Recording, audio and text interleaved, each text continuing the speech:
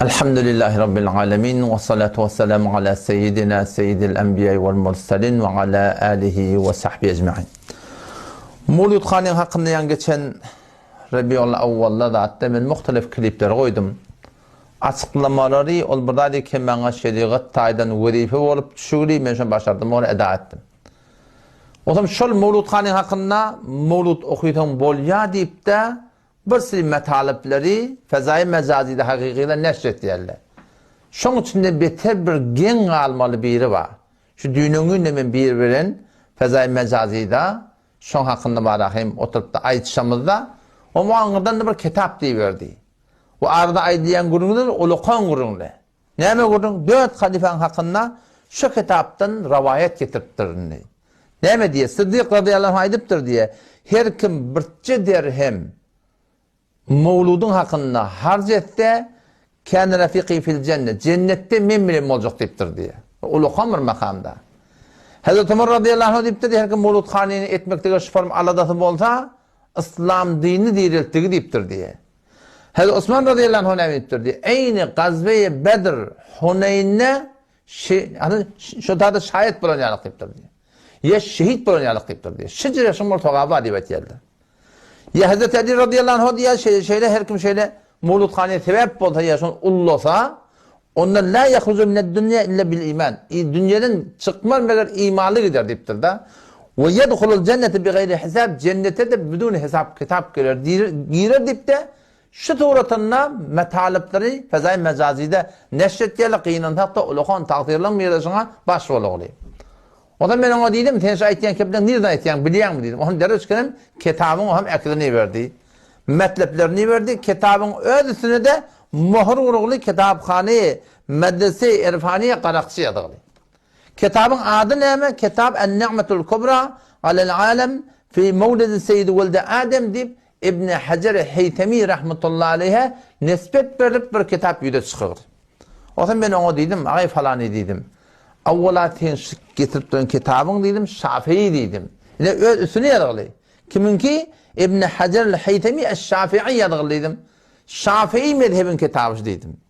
O zaman Şafii mezhebin kitabı ola sen Hanefi mezhep olup şu kitaptan delili getirmekten ne manası var ben dedim. O taraftan ona Vehhabi diyorsun dedim. Şu Vehhabi diyen adamla mezhebi paybente kullün. Haydi mezhepten gereğini alıyorlar. O zaman ben ona Vehhabi diyorsun dedim. Onu başka ayetiye kebirayı tutturmayın ne bu ad. Onun bu taraftan da gelip de şimdi 9 kitabın ölsün yadıgıl duran Şafii deyip yalıp duran daha değil. Yine Şafii'ye tabi olup Hanefi mezhebine çıkmaklığını ne emresin dedim. O zaman soram o dedi ahadis var dedi.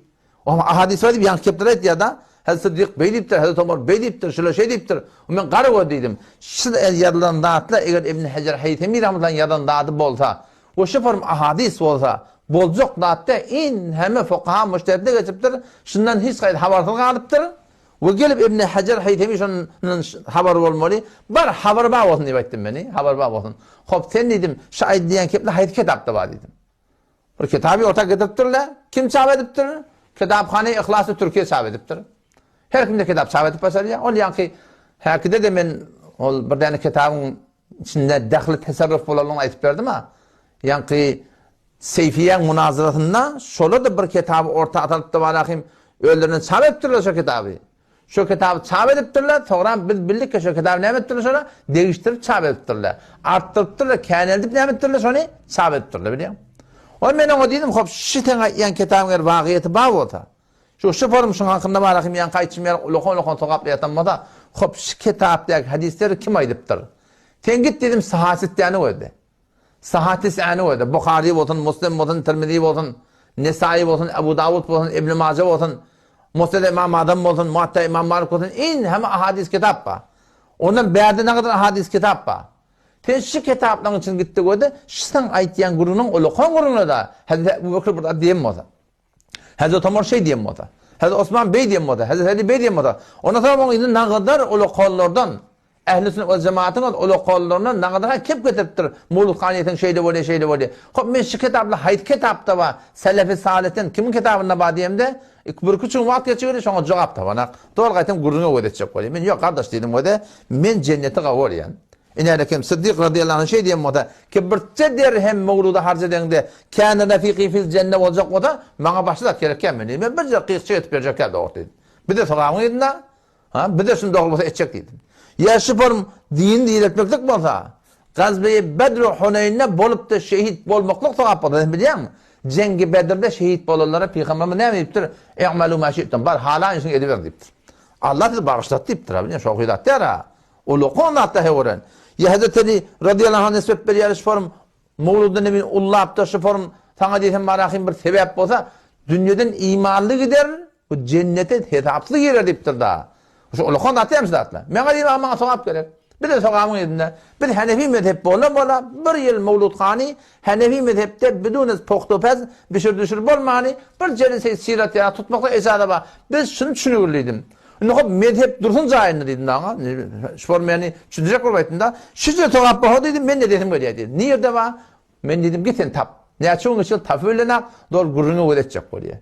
Oysa Müslüman doğallama kesin Mevlud Khani'yet yani ben haişim şey. Temennam şey. Meğer de olsa eğer şunu Hanefi mezhebin ulamaları görmedik o da. Ne elhamdülillah bizim ağabey ulakon mezhebin içinde tahkik edip verirler var, fetva verip verirler var. Şu hadisler şurada koyu değil, bağıda fetvanı evde değil. Ne cemaatler? Şey değil mi şu? Bakın evde değil fetvanı. O mufti Taqi Hafizahullah yalak. Ya cepten oturuşuna. Şu falan ulamanın küllü dünyanın oturuşuyla da şu hadiste bağıda getirin koyu değil şurada yani. Hiçbir kitaptan şimdi tafan akla. Onu bir kitap ne? Bir yerden becerilen kitabın biri. Bir yerden yazılıptır. Değil mi? Bir yerden yazılıptır. Şu doğrultuda ummatın ağzına yani kıvırtırlar. Paylak kıvırtırlar. Bidun tahkik alim ulamalı da gelip de sana kitap mı kadip? Kitap mı kadip? Ben ona dedim da bir yerdeki muteber kitaplara dursun dedim. Muteber kitaplara dursun dedim. Bizim hadis ulamalarımız hatta Hanefi mezhebinin önünde Molla Ali Hayr rahmetullahi aleyh yalandan peygamber ayıttı diyen kepleri işittirler. Hadisi mevzu değil ya da yalandan hadisler var. Şu ummatın sünnet avvallan yalandan hadisler var işit kayıttırlar da. Şikeptir ananmalı edip işittirler biliyor musun? Kitap yaptırlar. Ben dedim sen şu ayıtlayan hadisler şeker şu borum kep bolyanmı da şu mevzu kitaplarda da şikep yalan diyen kitaplarda da yok Müslümanda o. Şudur bilemeyeceğim. Beyadaki muteber kitaplara dursun. Şol yalan kepler deyip işittir da şu yalan keplerin içinde de yok yani. Ne dedi o diye biliyor musun? Ne manası var? Şikefin aslen hiçbir avval Sedr İslam'da geçen kararlarda hiçbir aydılan kep demiştik ki bizim ulamalarımız hay kardeş şikef aydıptırlar. Şu yalandır ha. Bana ananma ha demeptir. Şu ne görmeptirler da alı biliyor musun? Şikef bir yerden dönen Müslüman doğum. O zaman şu taydan siz Müslüman doğulduğundan yani siz ki şu form Mevlud-u Nebi'ye ehmiyet veriyorsunuz. Biz de Peygamber'in muhabbetimiz var. Yani bizim Peygamber'in muhabbetimiz ittiba bilen, ittida da yani. Biz ittiba ettiyiz Peygamber'den. Değil mi? İptida bir cedid yol Peygamber kavuliyeti biz öğretmiyoruz biliyor musun? Bizim mezhebin hakkında mezhep aydıptığı haberdari bizim boynumuz kıllan ince. Mezhep ne mezhebi şu an amel ediyor. Mezhepten çıkmakla da biz ne biliyoruz? Gumrahi biliyoruz. Mezhepten çıkmak için olan insanın gumrahiye karşı hareket diyen de öyle. Her kim burada diyor, ondan burada diyor, bu pıtadan burada diyor, her kim halanla amel etti, ne mi? İyi gumrahiye var ya da. O zaman şu taydan tamam mevlud okuyan Müslüman doğan ulamalarından dedi ki şey ahunun şu form hücreli, zatlı, şu suratında şu form uluğun kepleri aydıp da tışın keyfini anam edip de şu form şuna doğru kep mi kadip barahim şu kadar milyardı harcettirken bir hem millete men hayiş temennamşi belki Allah bir yanlış yapmalıydı şu form uluğun soğapla bağlasın Hanefi mezhebin ulamaları görmedik bolsun şolar kardeş taptan getireverin şu hadisler bir de görecek mecmuye fıkhiye ehl-i sünnet Türkmen sahra vermeli olsa mecmuye fıkhiye var akımen Beluchistan vermeli olsa mecmuye fıkhiye cihani Cedda'da vermeli olsa şu nirek vermeli bireyle kardeş mezhep tekfeten evde değildi eline emin de bilen cenneti olaylar sonra yeter Rabbim ne lazım atladı inşallah bir sizin şu aydan hadislerinin geçen selef-i salih ummatta hayti kitapta bağlığını bir de sabit edin hayiş et yani bir hayiş ikinci hayişim geçen kitaplarda falan kitap falan aydilen kurun yalanlar deyip ahadisi mevzuyu yaptırlar şu kitaplardan hayiş eten kemezken bedava rakımını tafbirin ki bedava kepini Avrupa'da şu tuğratına biz dolanmaklığa teyyar Allah temizle tevfik versin. Vesselamu aleyküm ve rahmetullahi ve berekatuhu.